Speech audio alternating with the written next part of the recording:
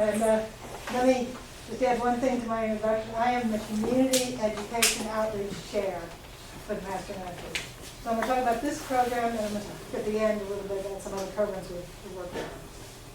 So, habitat enhancing land management. The idea is we go out and visit people's properties. It's really different when you're standing on a person's piece of land and you're talking to them about something, let's say erosion. You're talking about erosion and you can actually see what's happening. You say, look up the hill, that's where your water is coming from. And it just sinks in much better, and it's easier. It's really wonderful. And we've done a number of visits. Let me talk about how we got started first, and then I'll talk about the program. You hit the next slide.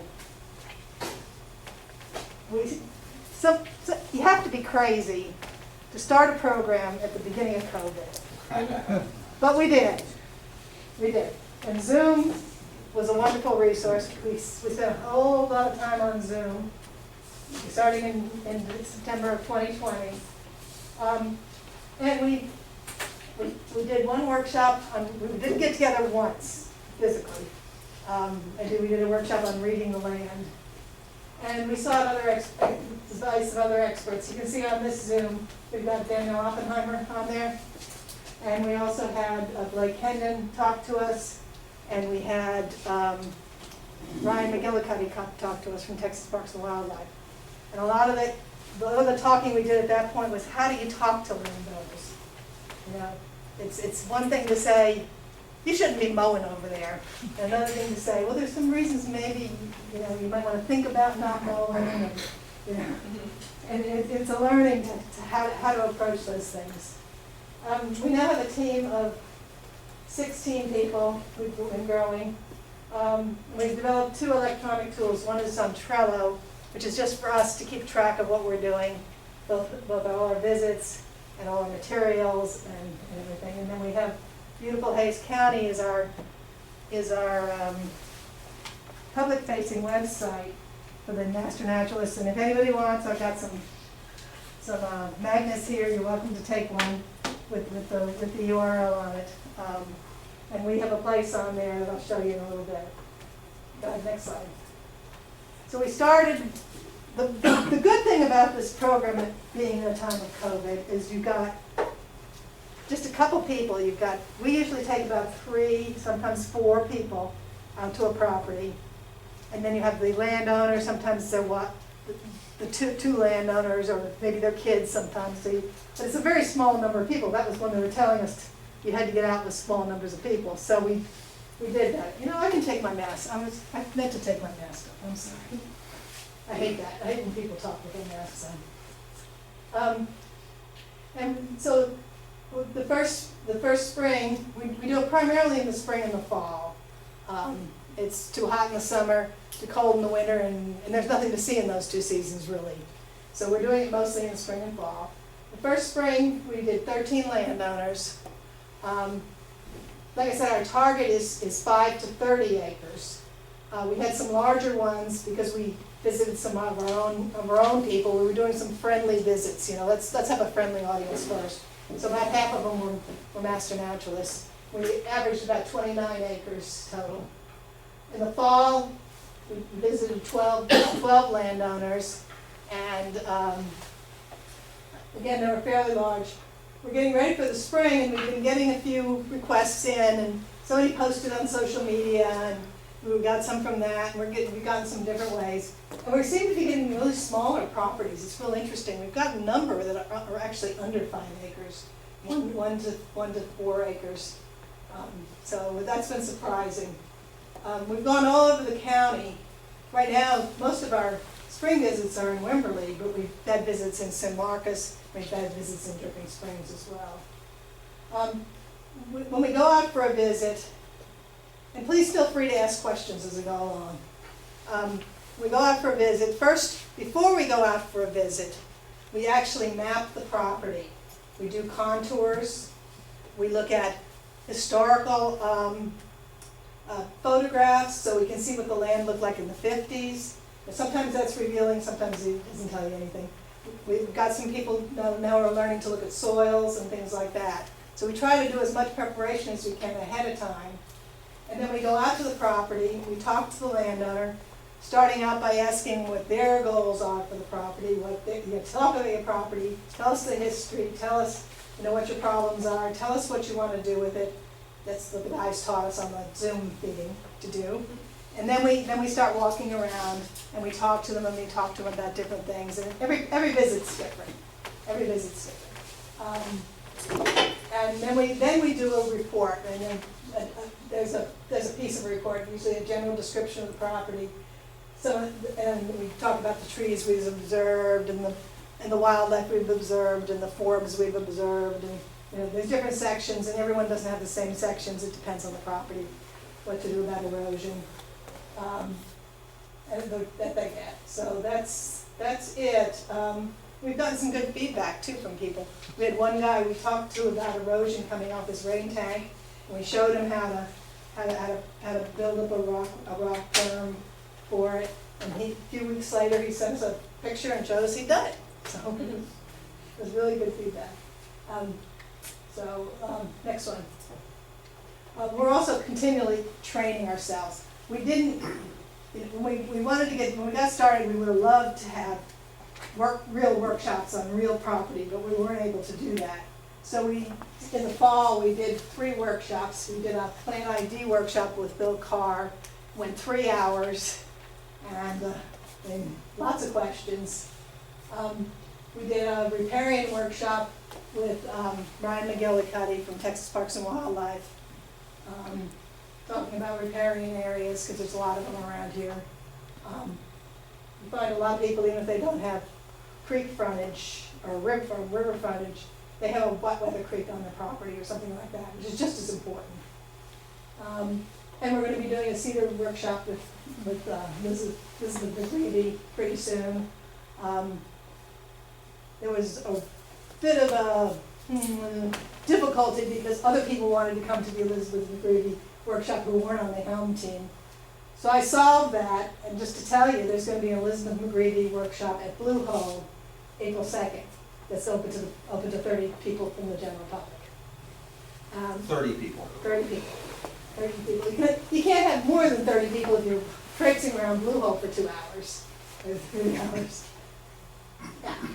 But we'll do it again. If the demand's there, we'll do it again. I mean, Elizabeth is amazing what she can tell you about cedar and about, let me finish this slide first and I'll talk about that. The team is encouraged to go to other trainings. The Hill Country Alliance has had some rather good erosion workshops, and they've been on to those. And the Bacones Canyonlands Preserve, if you haven't found their YouTube videos, they're doing a lot of neat stuff out there that we're going to learn. Hoping that we can do our fall workshop at Bacones Canyonlands, and they'll take us around and learn stuff. Go ahead. Okay, HELM and water. And I'm supposed to talk about water education. I'm talking about land education. Well, water education and land education, they're the same thing. I mean, they're very interrelated. A lot of our water problems are due to the historic abuse of our land. Now, if you remember in the 90s, this whole thing with cedar being water wicks and everything else, but that's all been refuted. And if you listen to Elizabeth, no, cedar is good for groundwater. And she can talk about it, and I can talk about it. I'm beginning to be able to talk about it for hours. I'm not going to. Overgrazing has been a historic problem. Like I said, the current issues are cedar myths, because we go out to people's property and they say, oh, I'm going to clear all my cedar. Well, that's not the right approach. Her book is called Wanted Cedar, Wanted Dead or Alive, Mountain Cedar. Because there's places you need to leave it, places you need to take it out. Erosion is a huge thing. Erosion, people, that's about the biggest one we get from people is, I want to hear about erosion. I have a problem with erosion. What do I do? Excessive mowing. We have that park aesthetic. I blame my great-great-grandfather because he worked with Olmsted on Delaware Park. That everybody wants that park-like aesthetic. There's also this feeling that if I don't mow my property, I'm not taking care of it. Well, you're actually taking care of it better if you don't mow most of it. But that's beside the point. And then invasive species are always an issue. But all of those things affect recharge.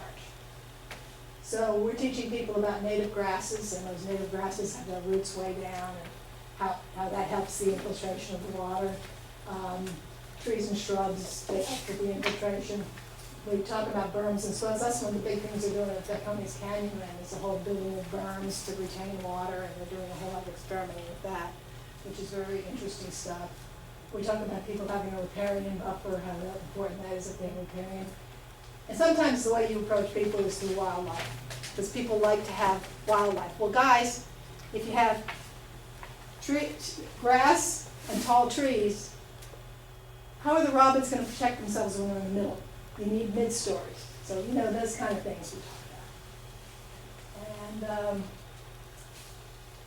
you can see we're a curious bunch. That's a karst feature. I thought you'd get a kick out of that. And she was trying to take a picture of the inside of the karst feature. We are a curious bunch. It is really an amazing bunch of people that put together. Go ahead. So, how do you ask for a visit? You go onto this beautiful Hays County / HELM, and there's this form. It's this form that there's more questions further down in the form. I just put the top of the form on that you fill out. It sends an email to me, and that's what gets it started. And we just figure out when to schedule it. You know, it's got to get the the landowner scheduled, and we've got to get our people scheduled. And that usually takes a little while. And then also, I just wanted to point out that in the beautiful Hays County website, there's also lots of good information. So, then, any questions now before I start? Just do the last slide. Are there fees associated with this service? Or? There's no fees. It's totally volunteers. So, if it takes us a while to get out there, don't worry about it. And we're just the first layer. Like lots of times we'll say, well, we'll send you links to other things. Here you can get more information. Here is the kind of other people you might want to go through and pay a fee to. But it's like that first layer to get people to know things and to understand things and to get excited about things and just help however we can, because you know, restoring our habitats is really, it's amazing what happens. I've been on my property for 13 years, and I mow fire-wise around my house, but the rest I don't mow, and it's amazing how many more birds I have over the years. And it's just... Christine, do you provide the service outside of Hays County? If somebody in Blanco County wanted the service, does Blanco County's Master Naturalists have the same program? What's the... So there are, one of the things I did when I first got thinking about doing this was talk to different Master Naturalist organizations. I don't think Blanco has one. Some of the other, there are a couple of them in the hill country that do. The programs are a little different than ours. But no, we're trying to just do Hays County. And we did run into a concern with businesses, and we won't do businesses whose function is enhanced by the advice we give them, you know, who can make a profit based on the advice we give them, or whatever you want to say that. And it's a hard, steady example. Our focus is really on residents. I mean, some people have a business on their residents, and we still do that. And do you have a component that focuses on aquifer recharge of this program? Well, as I said, Maintaining karst features and that sort of thing. but yeah, the guy who we talked about had the karst feature. We talked to him. We talked to him about that. We talked to them about having grass, the native grasses. We talked to them how to. One of the interesting things is we do if you see seat muley, you know, we can explain that means there's water there. That means there's a seat there. You know, and then you appreciate where the water is on their land, and those are areas they probably want to protect. So yeah, indirectly we do it.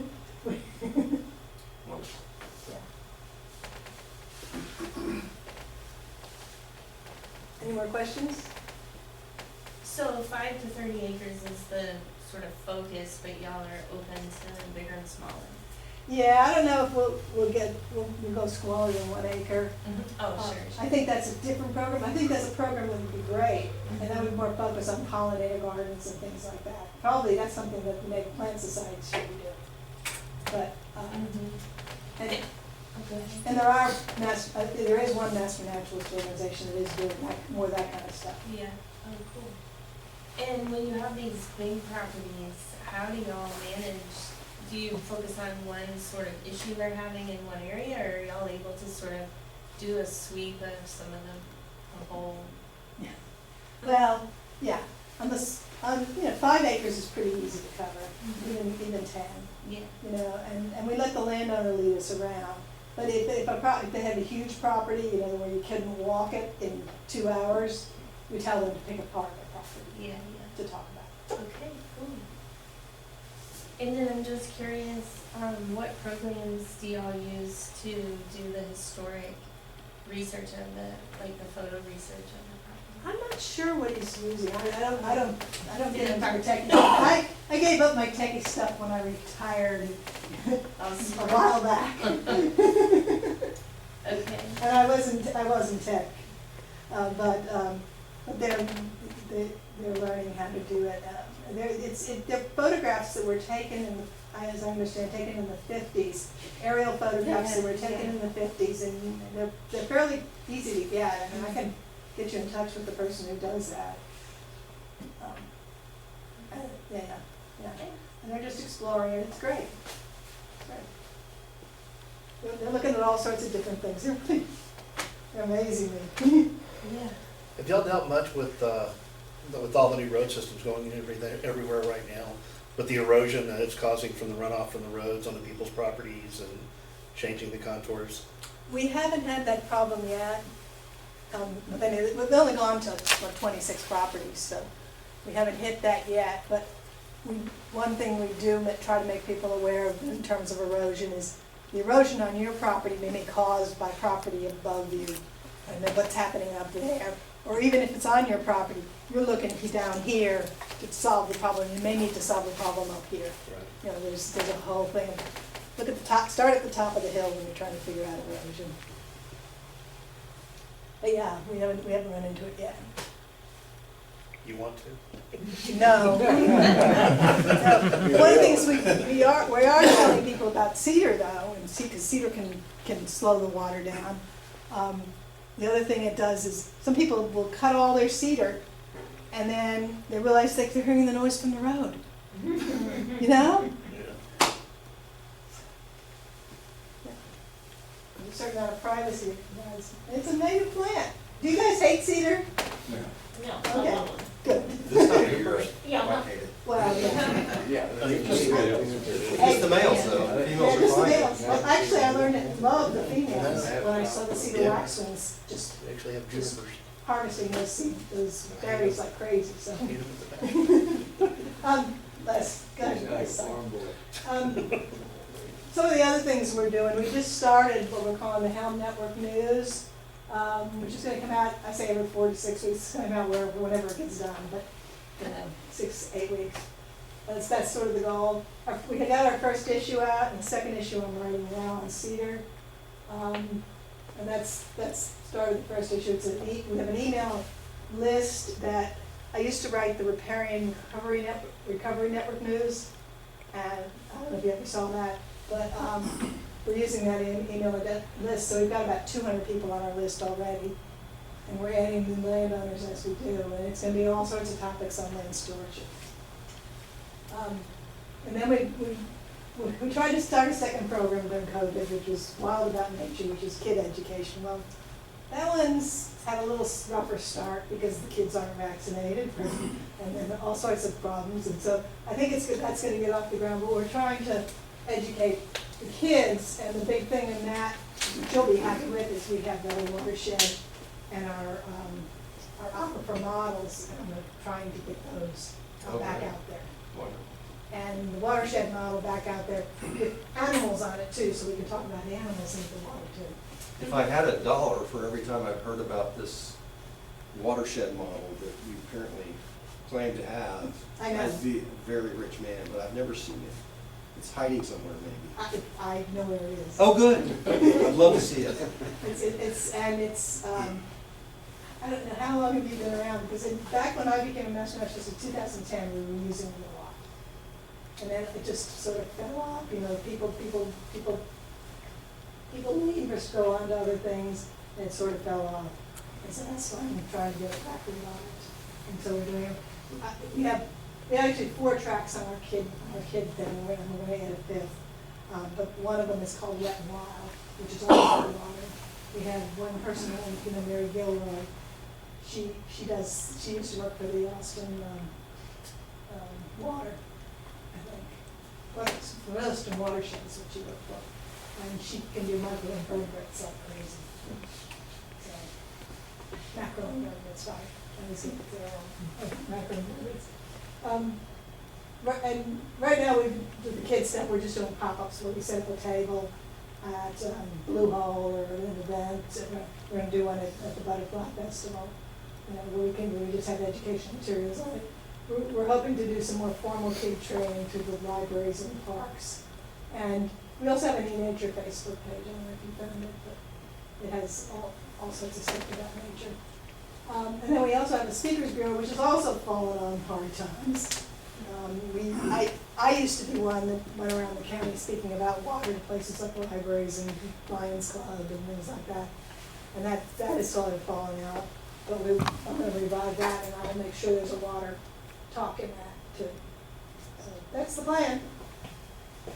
Did I go 20 minutes? Perfect. Thank you very much. Thanks so much. Thank you.